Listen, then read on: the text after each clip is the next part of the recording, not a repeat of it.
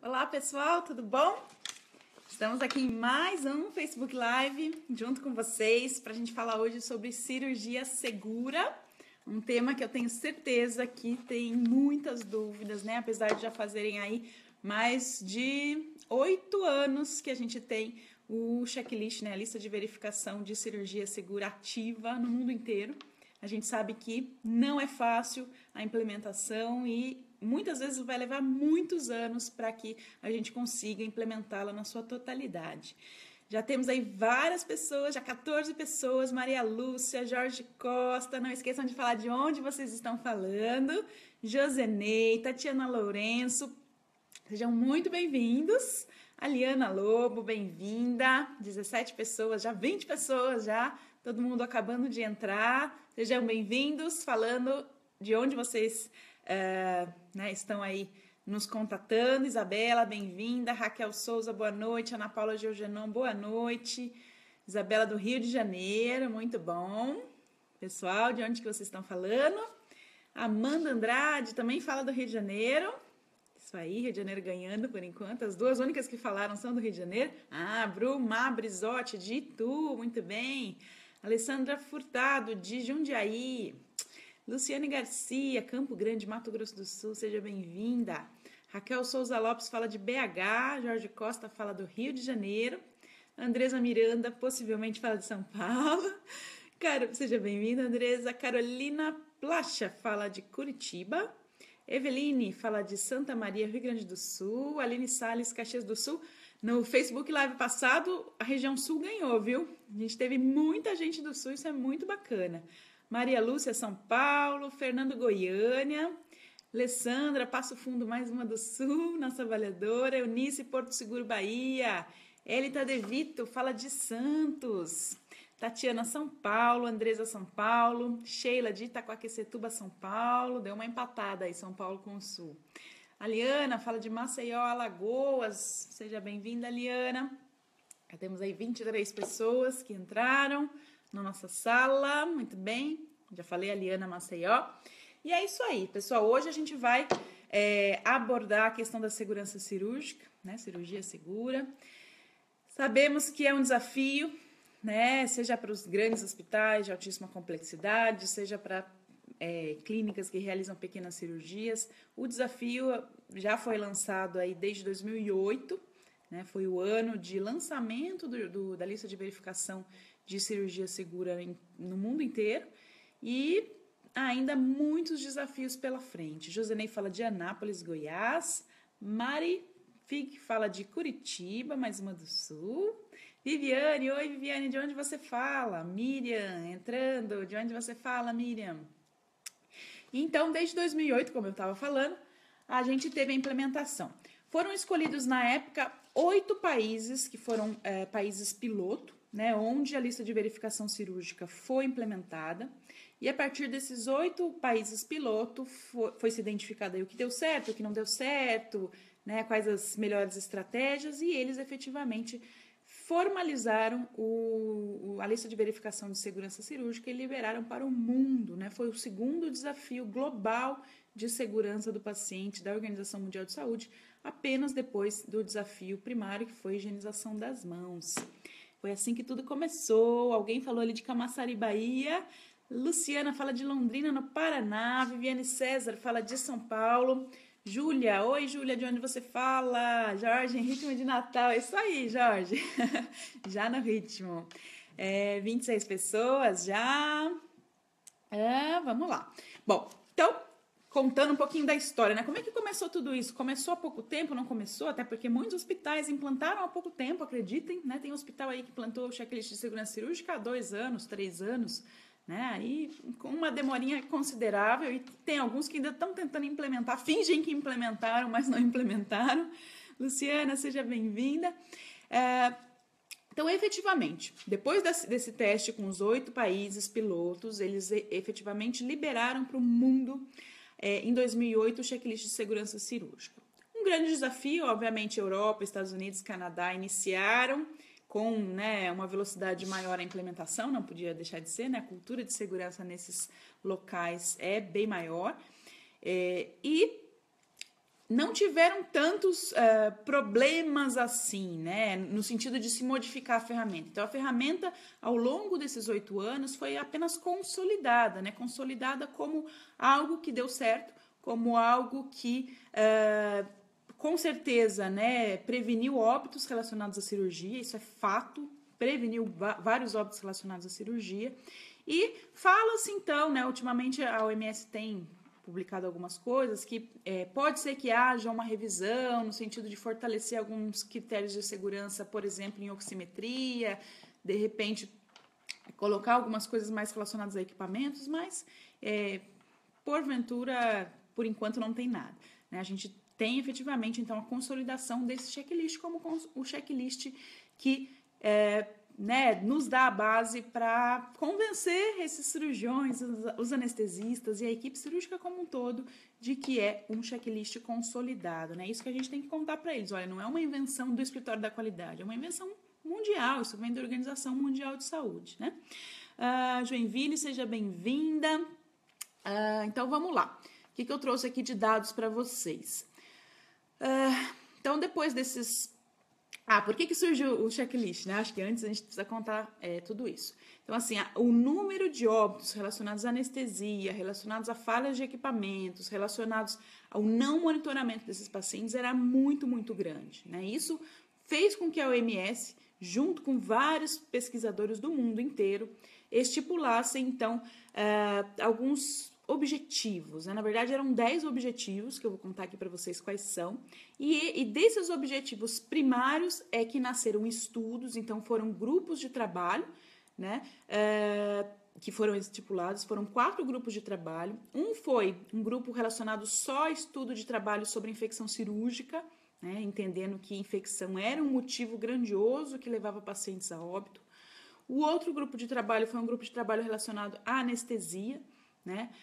O risco de anestesia, hoje em dia, é de 1 para cada 200 mil cirurgias. Só que na época, antes do checklist de segurança cirúrgica, isso era muito mais do que o dobro, né? Era muito grande, era praticamente 1 para 100 mil cirurgias, ou até menos em alguns países.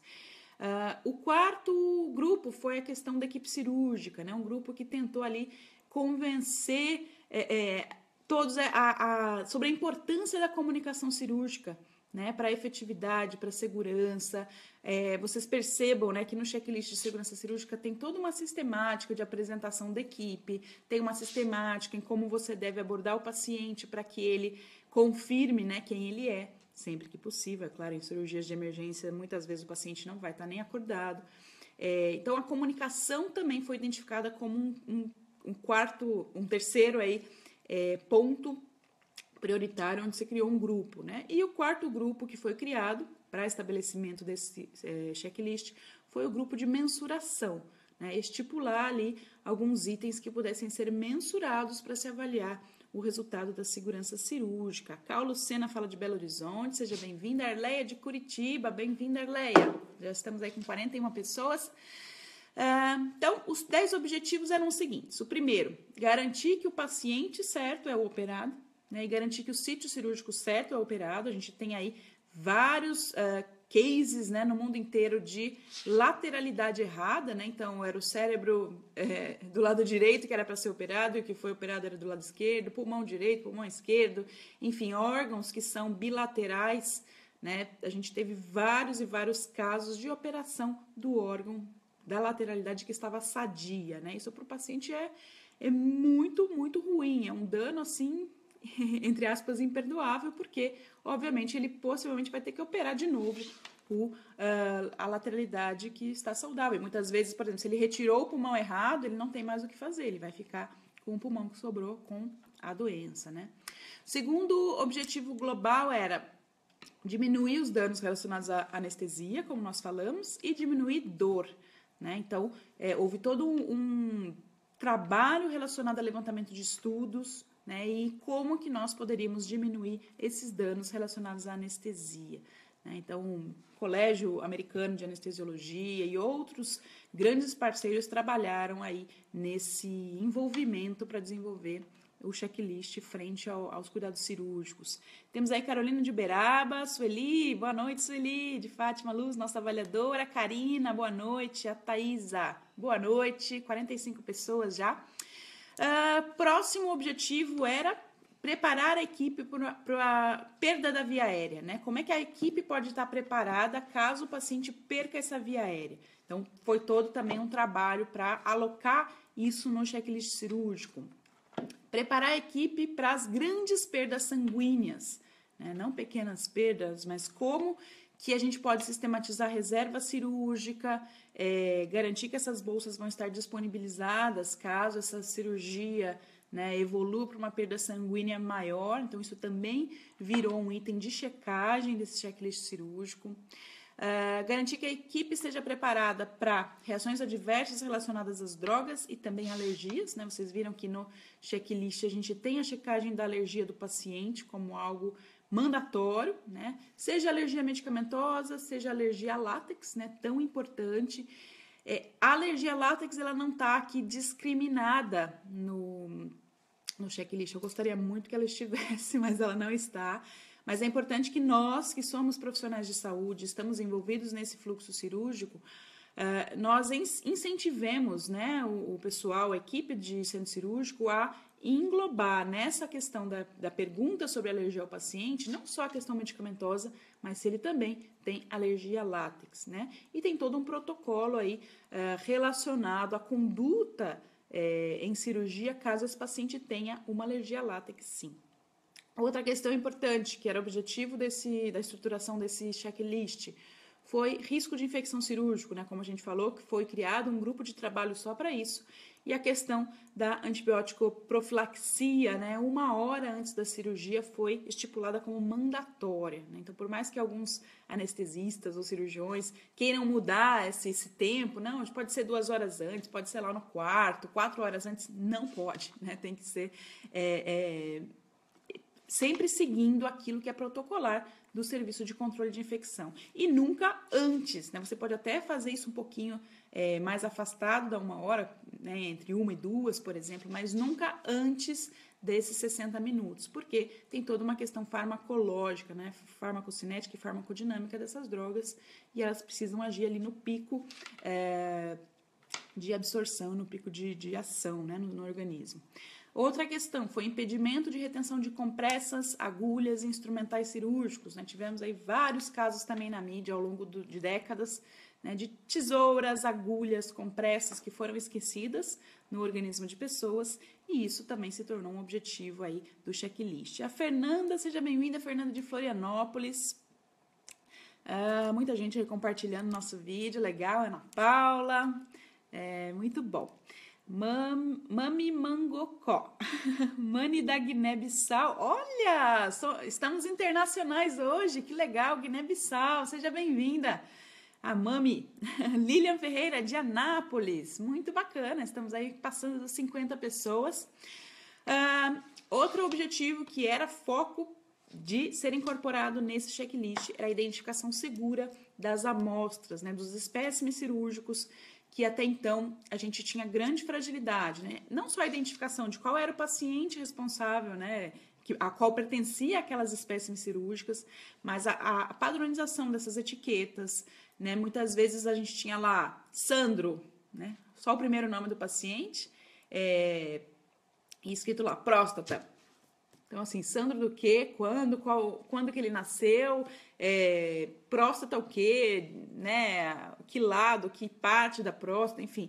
Isso foi também sendo amadurecido ao longo do tempo, e hoje a gente tem aí vários hospitais que já tem todo um critério rigoroso para identificação dessas amostras cirúrgicas, e tudo isso nasceu desse fortalecimento que veio com a lista de verificação cirúrgica.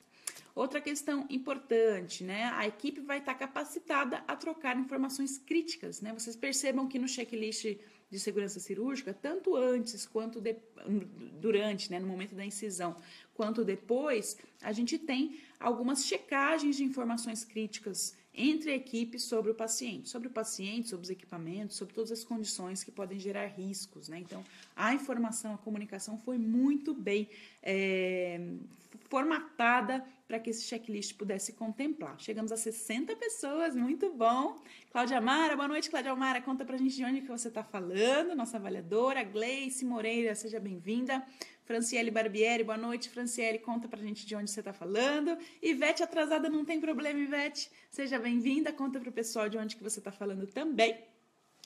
O 10º objetivo desse checklist, antes disso, deixa eu ver quem está entrando aqui, a Tatiane, boa noite. Quando tenho implantado quadro de verificação cirúrgica na sala de cirurgia, é necessário preencher o checklist? Tatiane, é o seguinte, não é mandatório, né? Você pode usar o quadro sim. A única coisa ruim do quadro é que você perde os dados, né? Por exemplo, se você quiser fazer um indicador relacionado, por exemplo, à identificação dos espécimes cirúrgicos, né? Eu quero saber, nas 400 cirurgias realizadas esse mês, quantas tiveram espécime cirúrgico identificado corretamente, já que eu identifiquei que isso é um problema que está acontecendo na minha instituição. Se você tem só o quadro e, de repente, você pode até fotografar o quadro, né, e colocar isso como uma evidência que você possa tabular. Mas a única crítica é isso, você não consegue tabular dados para avaliar se você está ok ou não está ok. Mas não é proibido e antes o quadro do que nada, tá? A única crítica é que você não consegue tabular indicadores depois sobre tudo que foi colocado ali de fragilidade, tá bom? Cláudia Mara está em Cuiabá, muito bem, Cláudia Mara está em visita de avaliação aí com o Christian, já sei. Ivete, Presidente Prudente, Miguel fala de Cascavel, no Paraná, muito bem.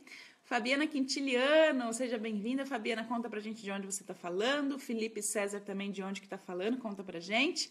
Silvana de Souza, nossa avaliadora, boa noite. Tatiane Rodrigues, é isso aí, Tati. Então, assim, não é proibido, mas você vai perder um pouquinho da rastreabilidade das informações, tá bom? Outra questão que eu trouxe aqui para vocês. O checklist de segurança cirúrgica ele foi construído sobre 3 grandes pilares, né? Então, foram 3 orientações que todos esses cientistas tiveram para criar e elaborar esse checklist, que levou anos para ser elaborado. O primeiro deles, e essas 3 dicas são legais porque a gente pode levar essas dicas para o que a gente tiver de implementação de melhorias aí na nossa organização de saúde, né? Eu quero implementar um projeto de, sei lá, segurança medicamentosa, um projeto de parto seguro, eu quero implementar um projeto de, sei lá, melhoria no time de resposta rápida. Levem essas 3 dicas como consideração, que foram as 3 dicas que esse grupo criou e todos seguiram as 3 estratégias. A primeira dela a ferramenta tem que ser o mais simples possível. Então, a simplicidade era o primeiro pilar para a elaboração desse grandioso projeto, porque era um projeto mundial. Vocês imaginam um grupo de cientistas sentados ali discutindo ao longo de anos como poderiam mudar a segurança cirúrgica no mundo, né? Então, o primeiro pilar era a simplicidade. Anotem aí, quem tiver um caderninho, anota simplicidade. É o guia dos nossos projetos em melhoria da qualidade. Fábio, boa noite, fala de Brasília, seja bem-vindo. A Aliana fala, boa a ideia da identificação da alergia ao látex. A gente tem no IBS uma PPO, né, que é uma prática padrão ouro, onde a gente estabelece todas as regrinhas que o centro cirúrgico e as unidades de internação e outras têm que seguir quanto à alergia ao látex, tá? É um material bem bacana, vai ser legal. Gleice fala de Coronel Fabriciano, Minas, a Gleice aí sempre presente. Cássia Ventura, seja bem-vinda, chegando atrasada não tem problema, conta pro pessoal de onde você está falando. Eu já sei, mas o pessoal não sabe. Júnior fala de São Luís do Maranhão. A Luzca falou que só conseguiu chegar agora. É possível ver o vídeo completo mais tarde? Sim, a Luzca. A gente sempre deixa o vídeo aqui no dia publicado e no dia seguinte a gente publica o vídeo também lá no nosso canal Excelência em Saúde.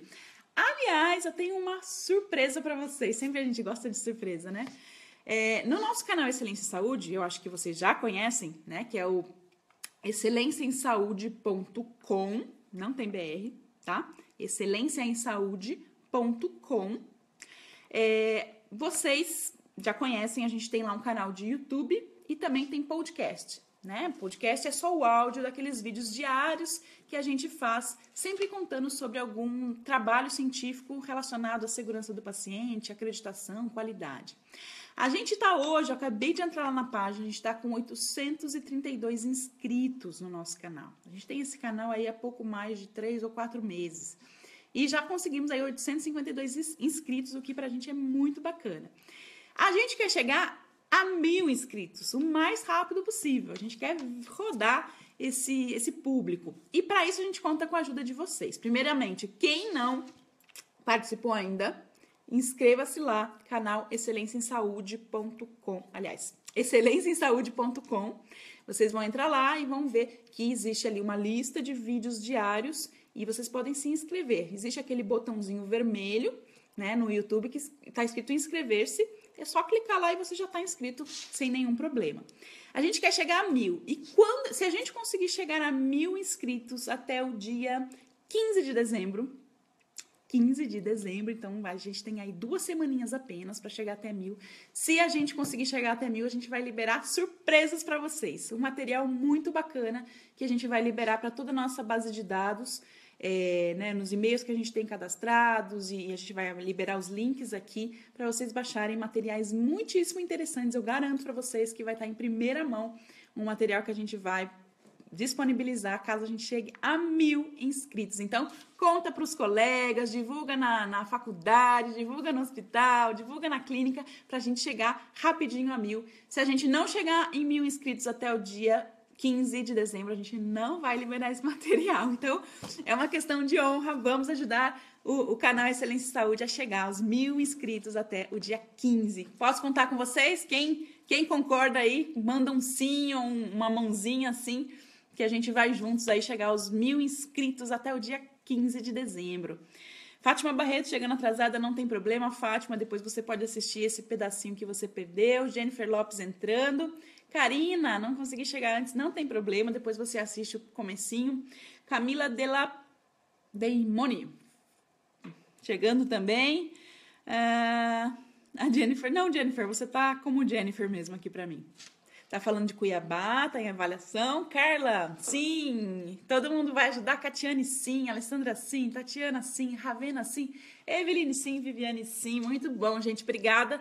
A gente precisa, então, chegar aos 1.000 inscritos pra gente liberar um material que vocês vão gostar. Aliás, tem muito a ver um dos materiais, né? É uma lista de materiais, mas um dos materiais tem muito a ver com o que a gente abordou aqui hoje, tá? Vai ajudar bastante nesse sentido de segurança cirúrgica.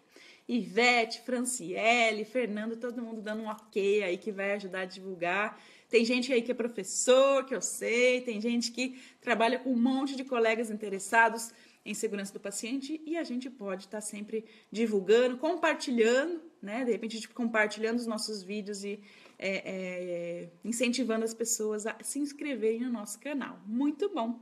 Andresa, sim. Karina, sim. Legal, gente. Muito, muito obrigada. Agora eu vou contar um pouquinho sobre outros detalhes do checklist de segurança cirúrgica. Depois que acabar o vídeo, eu vou disponibilizar o checklist aí para quem não tem, na página do IBS, tá? Uma figura dele para auxiliar vocês a entenderem um pouquinho mais do que eu tô falando. Dicas essenciais no checklist de segurança cirúrgica. O que a OMS recomenda? Que o checklist de segurança cirúrgica seja implementado, né, durante a cirurgia, sempre com um único líder.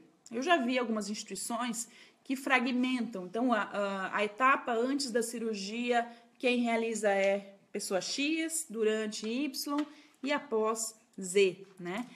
O que a OMS recomenda é que sempre seja uma única pessoa que seria o coordenador do checklist de segurança cirúrgica.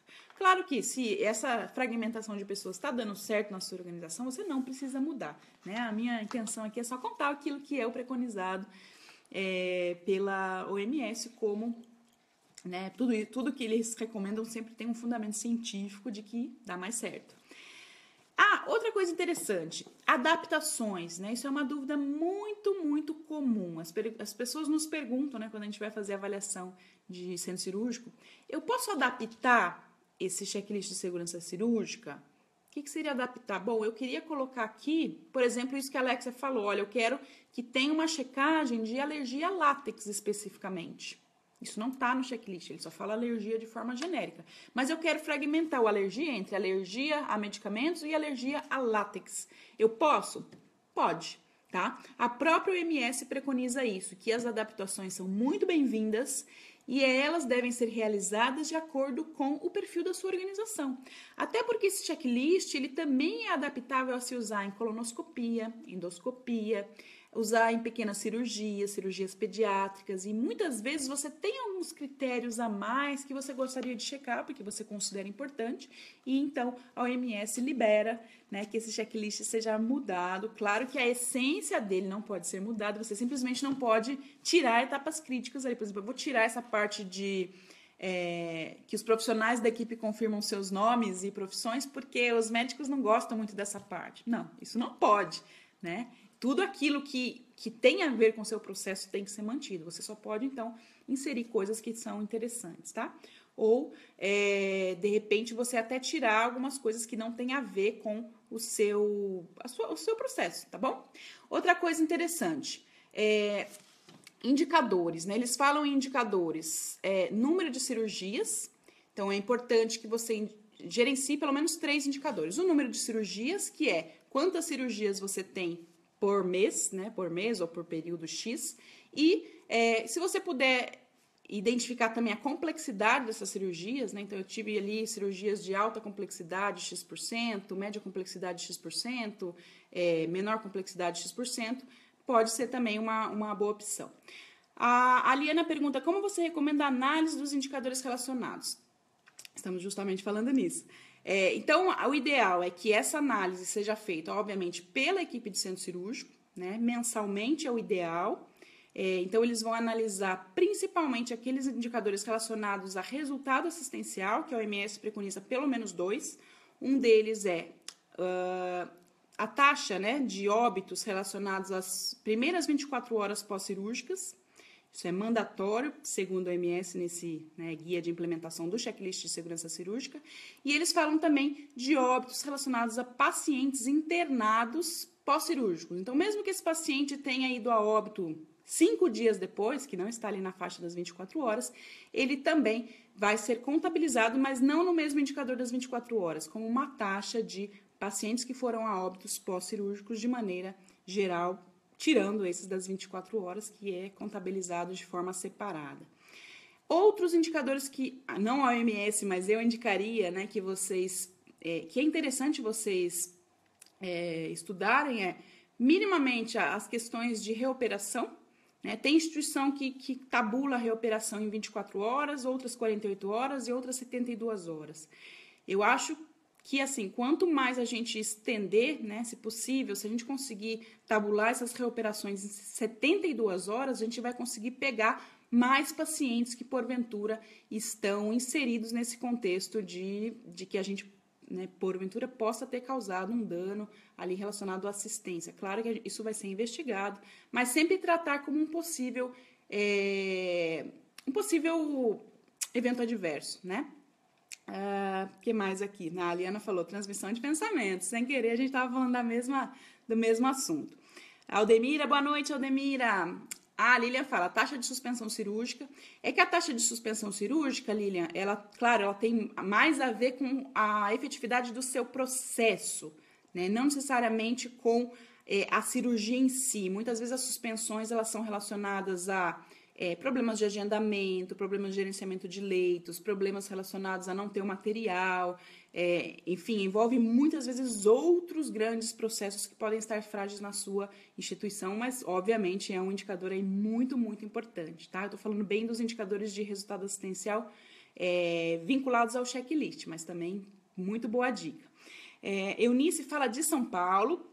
A Cássia fala, estamos fazendo uma adaptação do nosso checklist que contemplará itens relacionados ao agendamento cirúrgico, a admissão do paciente ainda na recepção do hospital, além dos outros relacionados específicos.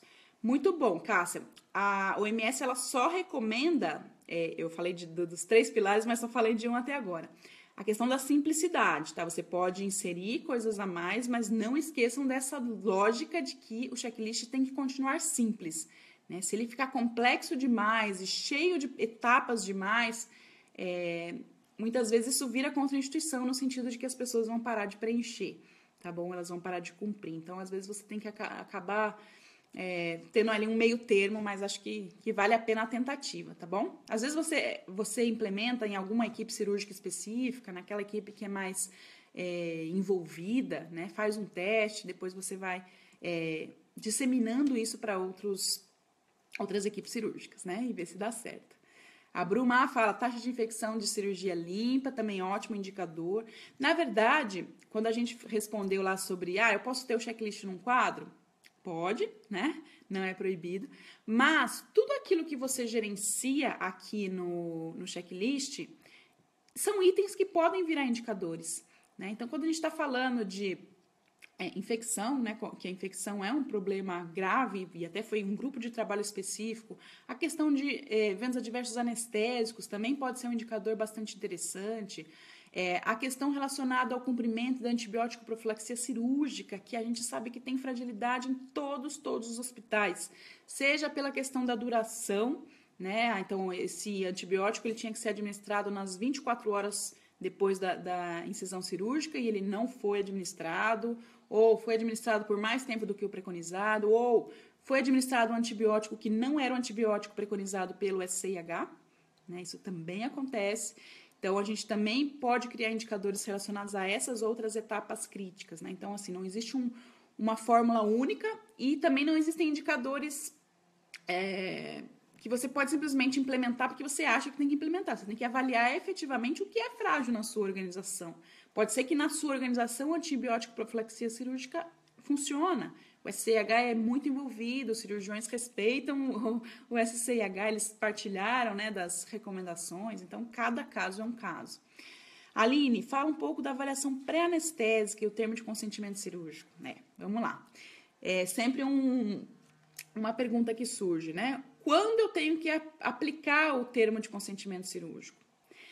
A minha dica é, os hospitais que estão conseguindo ter 100%, perto de 100% de termos assinados e bem feitos e o paciente bem orientado, são aqueles que começam a aplicar o termo cirúrgico lá no ambulatório do médico. Lá no ambulatório do médico, às vezes dias antes da cirurgia, né? Claro, nem sempre isso é tão fácil, né? Tem hospitais que já fizeram um modo de que a papelada toda da cirurgia vem junto com o termo de consentimento para o hospital, né? Então, é uma maneira fácil de você conseguir checar isso de antemão. Caso você não consiga esse fluxo de ser no ambulatório, o que você pode fazer é colocar isso para que seja aplicado pelo cirurgião ou pelo anestesista no quarto do paciente internado antes dele ir para o centro cirúrgico.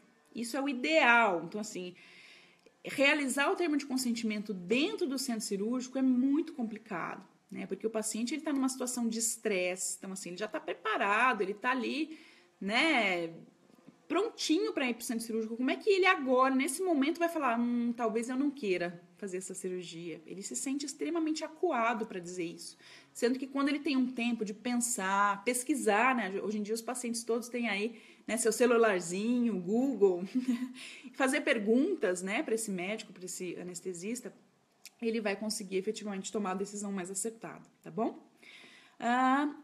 O Cris pergunta, Alexia, boa noite, que cuidados são importantes para instituições que estão adaptando o checklist de cirurgia segura para exames e procedimentos ambulatoriais? Há alguma restrição? Não, Cris, a única restrição é que a adaptação seja coerente com aquele tipo de procedimento que eles realizam. Então, se ele vai adaptar para colonoscopia, por exemplo, né, é interessante, por exemplo, inserir aqui uma checagem da eficácia do preparo, né, pré-colonoscopia. A gente sabe que o preparo tem um impacto muito grande em suspensão de exames. Então, pode ser que ele adapte efetivamente frente àquilo que para ele é importante, tá bom? Cássia falou, já ouvi falar que não devemos ter indicadores que mensurem aspectos negativos, exemplo, taxa de infecção em cirurgia limpa, percentual de eventos adversos, o que você orienta? Cássia, é uma orientação da própria OMS, né? A taxa de óbitos, por exemplo, relacionados às 24 horas pós-cirurgia é um evento adverso, uma taxa relacionada a eventos adversos que a OMS preconiza. Então, quem somos nós para dizer que não deve ser mensurado? Deve ser mensurado sim, tá bom? Claro que itens pontuais, por exemplo, um erro relacionado à lateralidade. Isso vai acontecer talvez uma vez na vida da sua instituição como um todo, talvez, ou nunca aconteça, né? É complicado você falar que isso vai virar indicador. Isso não vai virar indicador. Isso é um item pontual que, se um dia acontecer, você vai tratar como um caso pontual, vai investigar causas, etc. Mas aquilo que é mais corriqueiro, aquilo que efetivamente precisa ter um indicador porque ele acontece com maior frequência, vira indicador sim, tá bom? Não é uma indicação da Alex, é uma indicação da própria OMS. Sueli fala, eu acompanho algumas instituições ambulatoriais e o termo de consentimento em algumas vezes é aplicado na recepção e não pelo médico. Minha orientação é de que o médico deve esclarecer os riscos do procedimento. Isso. Entregar o papel não é um problema, né? Se é a recepção que entregou o papel, apenas entregou só para facilitar a questão burocrática do paciente já ter o termo antes, ele já poder ir lendo antes, esse não é um problema. A gente só tem que garantir que nesse processo o médico ou o anestesista explicou os riscos da cirurgia e assinou junto com o paciente. Então, assim, ninguém mais, além do médico ou anestesista, pode assinar um termo de consentimento cirúrgico. Ninguém, tá bom? Nem o enfermeiro, nem o recepcionista e nem deixar em branco, que a gente às vezes vê também em algumas organizações. O que temos mais aqui? Bianca fala, ótimo assunto, que bom, Bianca. Alessandra, já vi os termos serem aplicados na internação, que bom, Alessandra, isso é ótimo, ótimo, que seja sempre antes, e sendo antes a gente consegue efetivamente fazer com que o paciente se sinta seguro e confortável em, de repente, negar realizar aquele procedimento, tá bom? Isso é um direito dele, e a instituição tem que respeitar esse direito.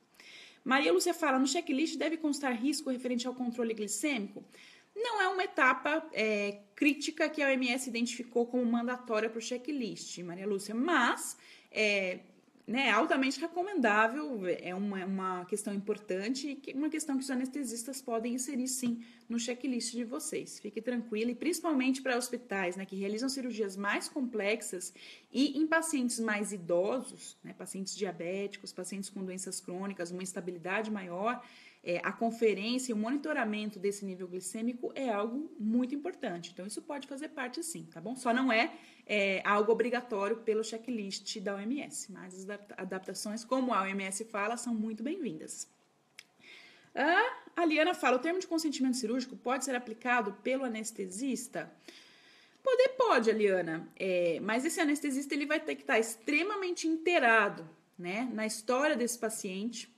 Então, assim, qual é o histórico? Ele tem que ter acesso a esse prontuário. Muitas vezes ele não tem acesso ao prontuário ambulatorial do paciente, aí fica mais complicado, mas não é proibido que ele assine, tá? Ele pode assinar como médico, mas a gente precisa ter uma comunicação muito clara entre qual é o tipo de cirurgia, que o anestesista efetivamente saiba contar e explicar para esse paciente os riscos inerentes àquele procedimento cirúrgico, mas não tem problema, tá bom? A Cássia fala, mas se já realizamos as notificações de eventos adversos e realizamos as análises críticas, ainda assim precisamos de indicador? É aquilo que eu falei, Cássia, você vai criar os indicadores relacionados àquilo que ainda é fragilidade na sua organização. Por isso que não tem uma lista de indicadores óbvia e mandatória, a não ser esses dois indicadores que eu falei, né? Aliás, de mortes, né? Mortes em 24 horas e as mortes mesmo após 24 horas, que é o que a OMS recomenda.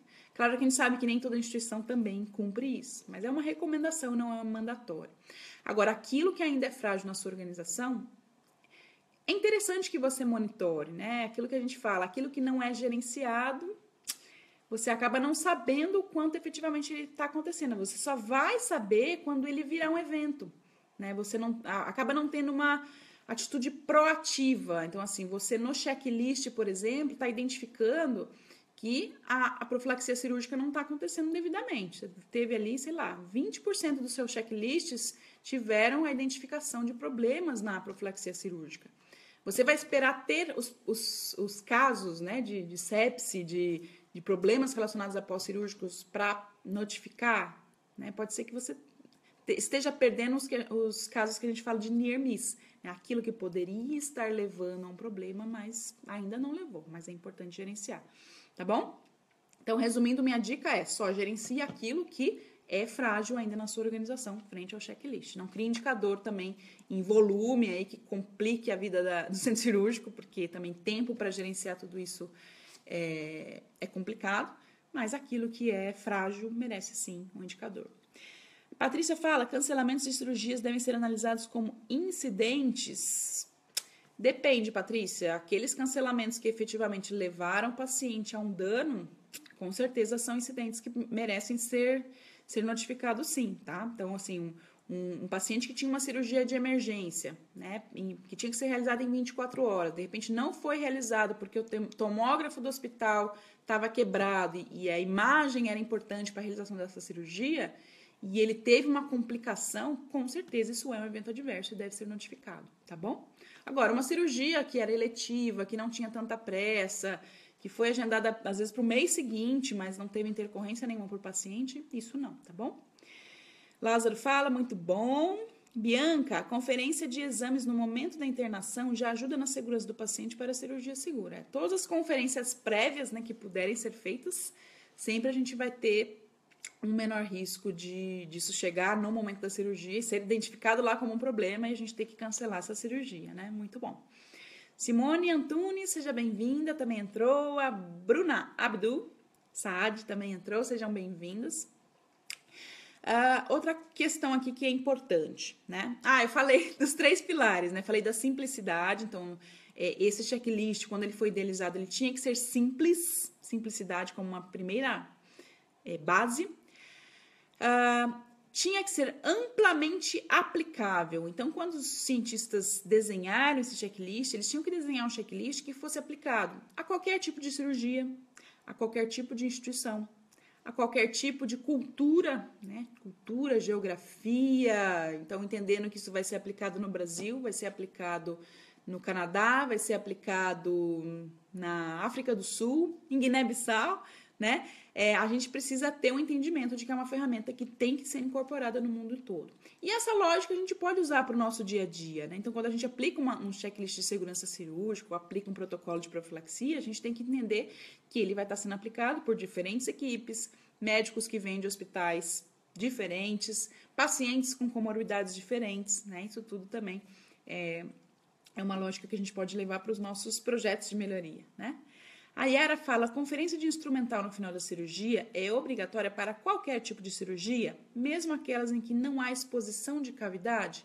Ela vai ser aplicada, Iana, desculpa, para todas as cirurgias que tiverem instrumentais ou agulhas, o que mais que eu tenho aqui? Ou compressas, né? Dificilmente você vai ter uma cirurgia que não tenha um desses 3, pelo menos agulha você vai ter. Então, se você teve agulha, você vai contar as agulhas, tá bom? Agora, por exemplo, numa colonoscopia, você não tem essa invasividade a não ser o colonoscópio, né? Mas, e se você tiver alguma biópsia e tal. Mas você pode também adaptar esse checklist para aquilo que você tem efetivamente naquela cirurgia, tá bom? O Wanderson fala, excelentes dicas, obrigada, Wanderson. Todo mundo aí dando dicas, né? Todo mundo junto. Então, falamos da simplicidade como mandatório para elaborar esse checklist, a alta aplicabilidade, então tem que ser aplicável em qualquer tipo de contexto. E o último pilar, né? Ele tem que ser um checklist com possibilidades de mensuração, né? Possibilidades de você criar indicadores para as etapas que são críticas, que é aquilo que eu falei com a Cássia agora há pouco, né? Olha, na minha organização, a disponibilidade dos exames de imagem para a cirurgia é um ponto de fragilidade. Isso nem sempre está disponível, isso nem sempre está no prontuário, porque isso é guardado à parte. Eu ainda não tenho um prontuário integrado com as imagens lá da minha imagem digital. Eu tenho outros problemas que na minha instituição são fragilidades, que pode ser que na instituição vizinha não sejam, que eu posso gerenciar. Então, o terceiro pilar que a Organização Mundial de Saúde preconizou, além da simplicidade e além da alta aplicabilidade, é que esse checklist dê base para que as instituições mensurem a efetividade da aplicação do checklist de segurança cirúrgica. Olha que legal, né? Então, criar indicadores relacionados às etapas que são críticas nesse checklist é importante. É o que a OMS recomenda, tá? Não é a Alexia que está falando. Mas a gente só gerencia bem aquilo que a gente consegue medir, né? É fácil a gente falar, não, profilaxia cirúrgica no meu hospital não é um problema, mas você nunca mensurou. Você nem sabe se tem equipes que não estão adequando os seus procedimentos ao que o SCH preconizou, né? Às vezes você acha que a grande maioria segue, mas tem aquelas equipes menos comuns no seu hospital. A equipe de urologia não segue o checklist de segurança cirúrgica, por exemplo. E você só vai identificar isso se você mensurar, ok? Eliana, seja bem-vinda.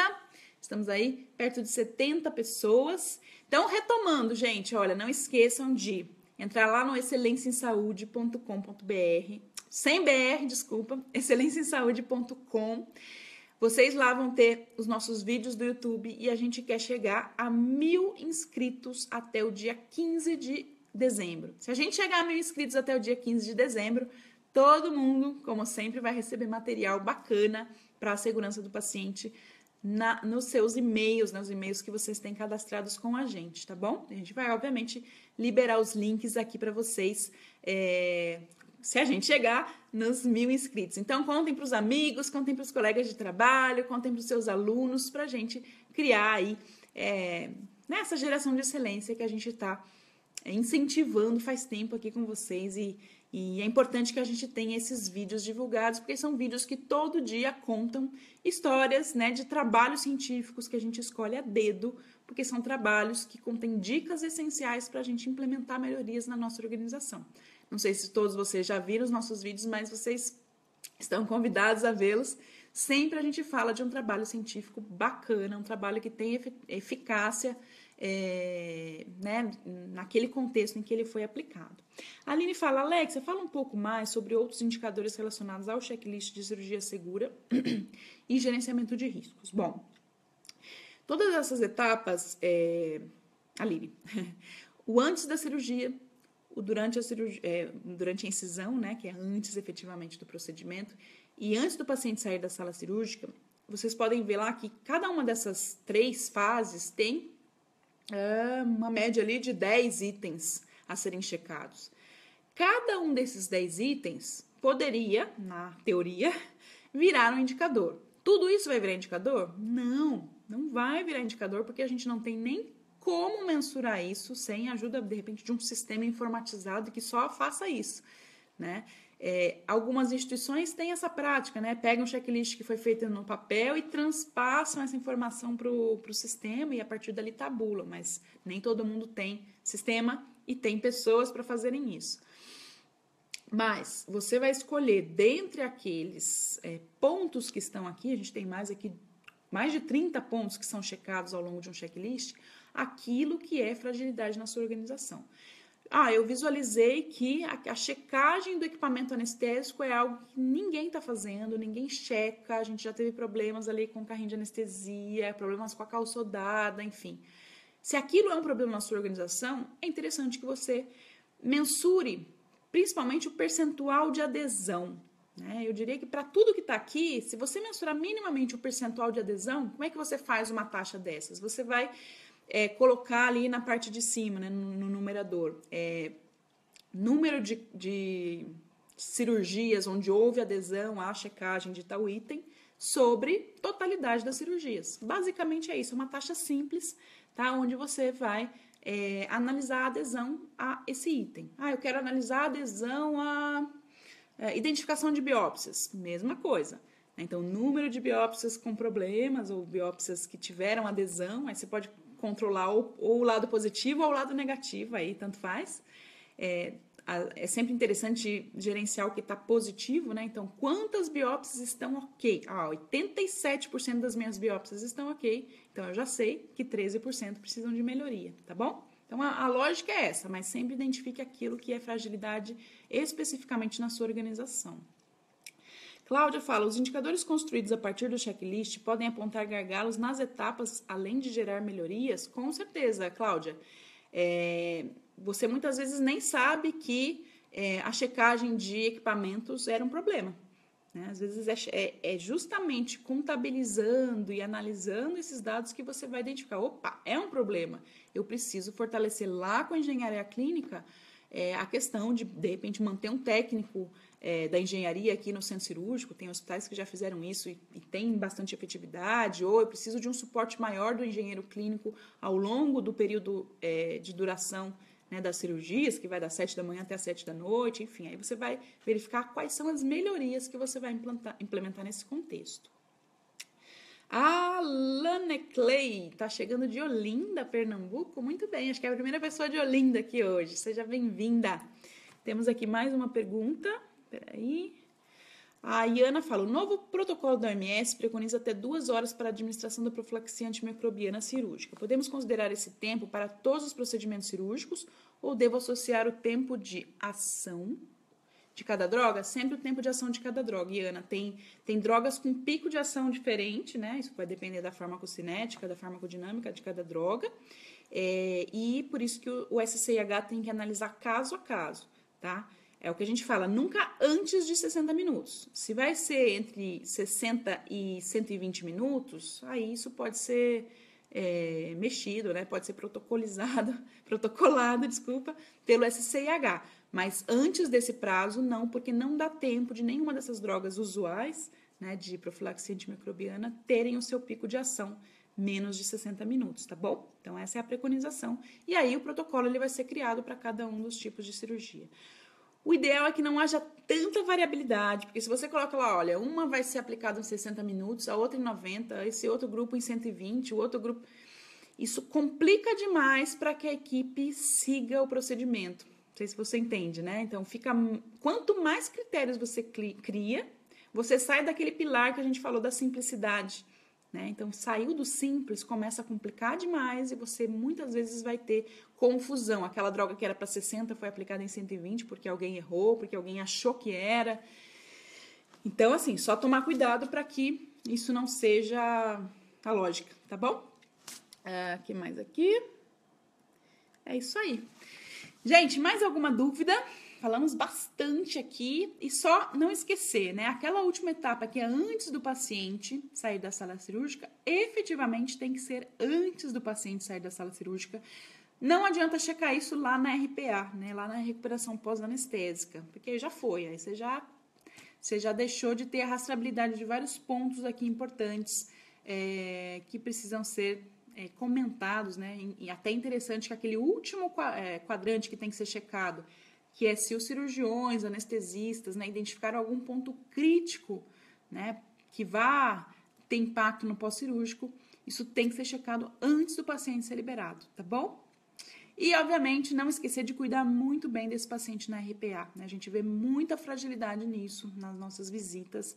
Então, assim, às vezes o centro cirúrgico é impecável, consegue implementar esse checklist com tranquilidade, os cirurgiões estão bem, né, alinhados, mas o paciente vai lá para a RPA e fica abandonado, né? Fica sem monitorização adequada, fica efetivamente com problemas de gerenciamento do pós-cirúrgico, e isso obviamente vale também para depois que ele sai da RPA e vai lá para as unidades de internação, tá bom? Então vamos cuidar do nosso paciente cirúrgico com muito carinho, porque ele é um paciente aí que tem uma criticidade e a gente precisa saber efetivamente gerenciar essas criticidades com afinco, né? E especialmente, por exemplo, no pós-cirúrgico, a gente vai ter que começar a gerenciar a questão do protocolo de TEV, a gente vai ter que começar a gerenciar sangramento, né? E outros problemas que a gente pode ter relacionados ao pós-cirúrgico, que não é, às vezes, o pós-cirúrgico imediato, mas o pós-cirúrgico aí ao longo dos vários dias, tá bom?